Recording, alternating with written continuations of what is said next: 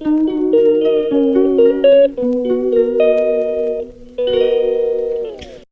Friend, मैं कुमुद आपका अपने चैनल में स्वागत करती हूँ। आशा करती हूँ कि आप सभी अच्छे होंगे। मैं भी अच्छी हूँ और आशा करती हूँ कि आप मुझे अपने आशीर्वाद पे याद रखिएगा।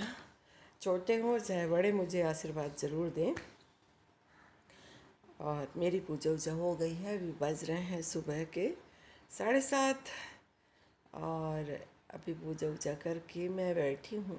मैं 2-3 दिन से वीडियो नहीं गई थी, तो मैं आप लोगों से थोड़ी सी बातें करूं और इसके बाद फिर वीडियो एडिट करके आप लोगों को दिखाऊं।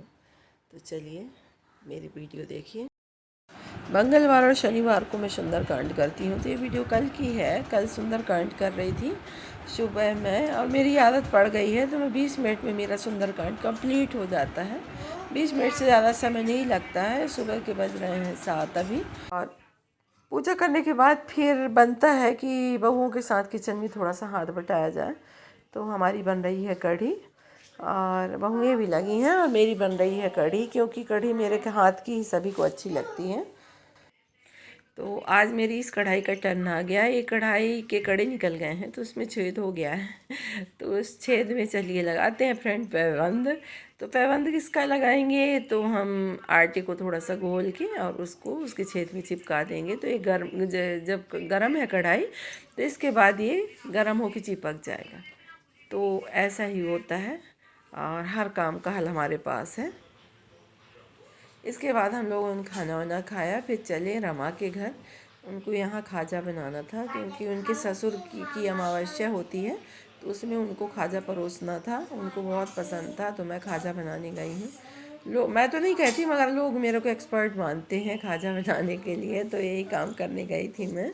1.5 किलो मैदा है, इसमें मैं कम से कम 4 चम्मच के लगभग तेल डाली हूँ और इसको सान लेते हैं। इसका कड़ा सा नॉर्मल सा डो बनाते हैं, कड़ा नहीं। और ये डो बन के हो गया तैयार। तो इसके ऊपर हम लगा देते हैं तेल। तेल इसलिए लगा देते हैं कि गर्मियों का सीज़न है तो मैदा जल्दी सूखने लगता है। तो इसको हम गीले कपड़े से ढक के रख देंगे, या कि फिर किसी बर्तन में आप रख दो। तो ऐसी हमारी परत लगाने की, खाजे में परत का ही कमाल होता है। तो कोई सूजी और तेल का लगाता है, कोई शक्कर का लगाता है, कोई आटे का लगाता है, चावल के आटे का, और मैं डालडे का लगाती हूँ। और इसी से परत ज़्यादा अच्छी तरह से खुलता है और खाजा जो बन के तैयार होते हैं कि देखने लायक होते हैं। इसको हम एक ही एंगल में इतना फेंटते हैं कि इसमें मतलब क्रीमी टेक्सचर आ जाता है एकदम से। करीब 15 मिनट फेंटने के बाद ये देखिए एकदम सा डालडा एकदम फ्लफी सा हो गया है। देखिए एक भी नहीं लग रहा है कि ये डालडा है, लगता है ये क्रीम है। क्रीम जो हम केक में यूज़ करते हैं, अपने घर में क्रीम बनाते हैं, तो उसी टाइप का ये हो जाता है एकदम। और इसी को हम परत में लगा लगा के और खाजा बनाते हैं। इससे बहुत अच्छे सॉफ्ट खाजा बनते हैं, बहुत टेस्टी। तो फ्रेंड, आप लोगों को मेरी आवाज़ अलग लग रही होगी, कपकपाहट आ रही है, मेरी तबीयत ठीक नहीं है, तो इग्नोर करिएगा। और चलिए अब बनाते हैं खाजा। तो इसके लिए हम लोइयाँ तोड़ के रख लेते हैं। तो ये लोइयाँ आपको बड़ी दिख रही होंगी, तो ये बड़ी बनाते हैं, क्योंकि बड़ी बड़ी पूड़ियाँ बेलेंगे तो जल्दी खाजा बन के तैयार हो। और इसको हम बिल्कुल पतला ब्लेड की तरह है ना, मतलब इसका जिसकी जो पूड़ी बनाते हैं वो ब्लेड की तरह पतली हो जानी चाहिए। तो जितना पतली पूड़ी बनेगी उतने ही अच्छे खाजे बन के तैयार होंगे। तो हम 3 पूड़ी, 5 पूड़ी, 6 पूड़ी, 4 पूड़ी, 2 पूड़ी, 1 पूड़ी, आप जिस तरीके का बनाना चाहते हैं तो आप बना सकते हैं। तो मैं 3 का और 2 का बनाई थी। अब बारी आती है परत लगाने की।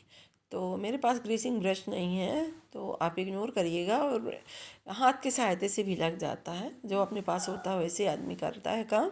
और ये देखिए तीनों पूरियों में बराबर सा परत लगाना है। ये नहीं कि एक तरफ लगा दिए दूसरी तरफ नहीं, तो दूसरी तरफ भी लगाना है। तीनों पूरियों में 5 पूड़ी, जितना बड़ा आपको खाजा चाहिए होता है। तो लड़कियों की शादियों में बहुत बड़े बड़े खाजे बना के दिए जाते हैं, जिसको हमारे यहाँ झाँपी बोला जाता है। तो झाँपी में बड़े बड़े खाजे भरे जाते हैं, तो मैं वो बड़े भी बना सकती हूँ, छोटे भी बना सकती हूँ। और इसको कर लेते हैं रोल। तो रोल करने के बाद ये थोड़ा सा टाइट हो जाएगा। इसके बाद हम इसकी कर लेते हैं कटिंग। फिर और इसको कटिंग करने के बाद आप चाहे इसको ऐसे ही तल लें तेल में, तो ये अपने आप खुल जाएगा, मगर ये मोटा हो जाता है तो फिर मज़ा नहीं आता, तो इसलिए मेरे को पतले खाजे अच्छे लगते हैं। तो इसको मैं फिर दोबारा से बेलती हूँ थोड़ा थोड़ा करके हल्के हाथों से, तो बहुत अच्छा खाजा बन के होते हैं तैयार। देख लीजिए, इसको हल्के से आप बेलन चला लें। अब जब जिस शेप में आप बेलना चाहें तो बेल सकती हैं। तो मैं 2-3 प्रकार का बेल के रखी हूँ, तो ऐसा भी बनाई हूँ और एक लंबा बेली हूँ। तो आप जैसा बेलना चाहें, जैसा बनाना चाहें आप बना सकते हैं। मशक्क़त के बाद खाजे तो बन के तैयार हो जाते हैं।